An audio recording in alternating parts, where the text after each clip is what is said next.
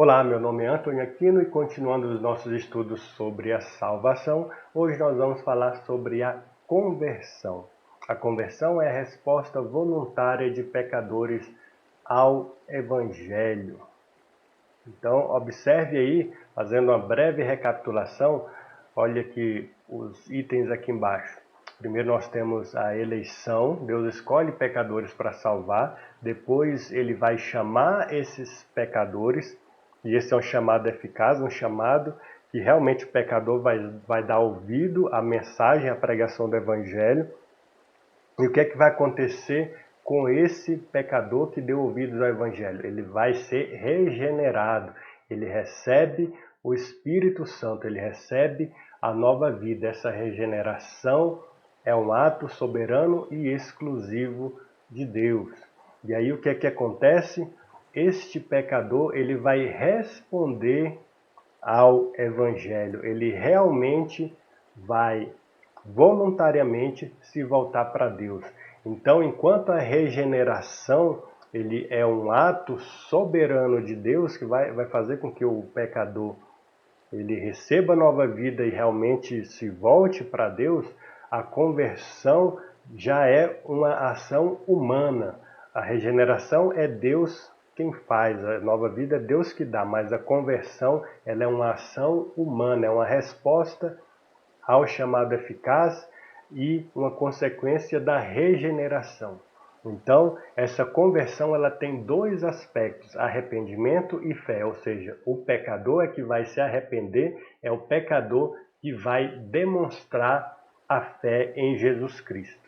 E aí nós precisamos lembrar que a conversão é uma ação humana, mas ela tem uma ajuda divina, ela não é exclusivamente do homem sem que Deus participe do processo. Então, na conversão, o homem vai se arrepender e vai demonstrar fé. Mas esse arrependimento, ele é um dom de Deus. Olha aí no nessa passagem de Atos 5:31, o texto vai dizer que Deus, porém, com a sua mão direita, o exaltou a príncipe e salvador, falando a respeito de Jesus Cristo, a fim de conceder a Israel o arrependimento e a remissão dos pecados. Ou seja, se pessoas se arrependeram em Israel e tiveram seus pecados perdoados, isso foi uma concessão, isso foi graça de Deus. Deus é que derramou o arrependimento sobre essas pessoas.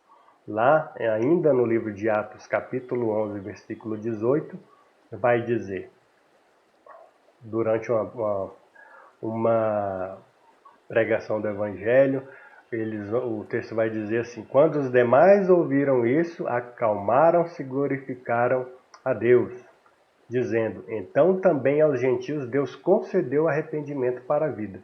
Ou seja, aqui nessa passagem, os irmãos estavam reunidos e eles também viram Deus transformando os gentios. Deus estava concedendo aos gentios arrependimento também. Deus não concedeu arrependimento só para Israel, mas concedeu para os gentios também, aqueles povos que não eram judeus. E lá em 2 Timóteo 2, versículo 25, o texto vai dizer como que o cristão deve se portar. O texto vai dizer, disciplinando com mansidão os que se opõem a ele, aos cristãos, na expectativa de que Deus lhes conceda não só o arrependimento para conhecerem a verdade, mas também o retorno à sensatez a fim de que se livrem dos laços do diabo que os prendeu para fazerem o que ele quer. Ou seja, o homem sem Deus é um homem que não faz a vontade boa e agradável do Senhor, no sentido de seguir o Evangelho, de seguir a pessoa de Jesus Cristo. Eles estão sob o domínio do diabo.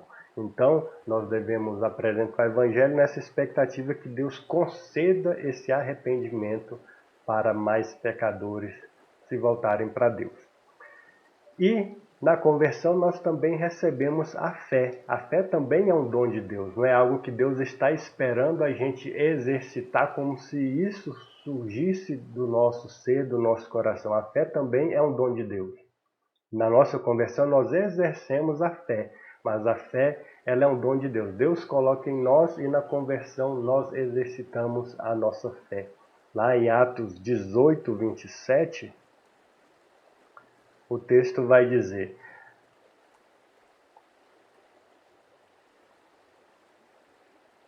quando ele resolveu percorrer a Caia, os irmãos o animaram e escreveram aos discípulos para que o recebessem bem. Tendo chegado, Apolo auxiliou muito aqueles que, mediante a graça, haviam crido, porque com grande poder convencia publicamente os judeus, provando por meio das Escrituras que Jesus é o Cristo.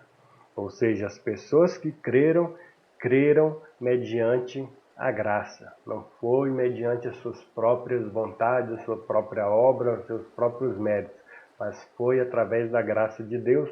Isso é bem claro em Efésios capítulo 2, versículo 8, quando o texto vai dizer: pela graça vocês são salvos mediante a fé, e isto não vem de vocês. A fé não vem de vocês, é dom de Deus, não de obras para que ninguém se glorie.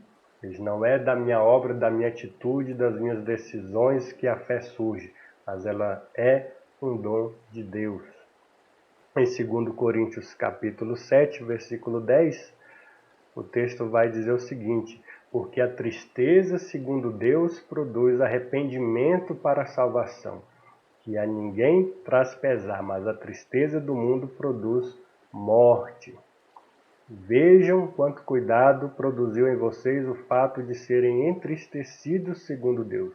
Que defesa, que indignação, que temor, que saudade, que zelo, que desejo de punir o culpado. Em tudo vocês se mostraram inocentes neste assunto. Ou seja, aqui o texto está falando que essa tristeza, esse desejo de abandonar o pecado, tudo isso foi Deus que produziu em nós esse arrependimento, essa fé, essa vontade de se voltar para Deus.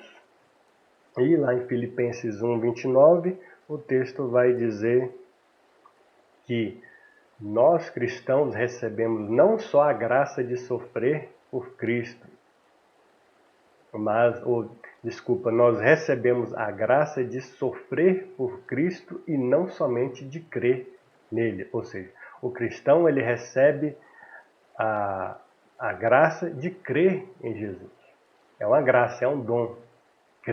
Para crermos é preciso fé, e essa fé é um presente da graça de Deus. E o texto está dizendo que não recebemos só a fé, mas nós recebemos até a graça de sofrer por Cristo. Ou seja, por mais que nós sofremos nesse mundo, nós passamos aflições, nós não vamos deixar de seguir Jesus Cristo, porque essa capacidade de crer foi o próprio Deus que colocou em nós. É um presente de Deus. Deus nos fortalece durante as tribulações e as dificuldades. Então era isso que eu queria falar sobre a conversão. Compartilhem esse vídeo e vamos continuar aprendendo mais sobre a salvação nos próximos vídeos. Um grande abraço e até mais.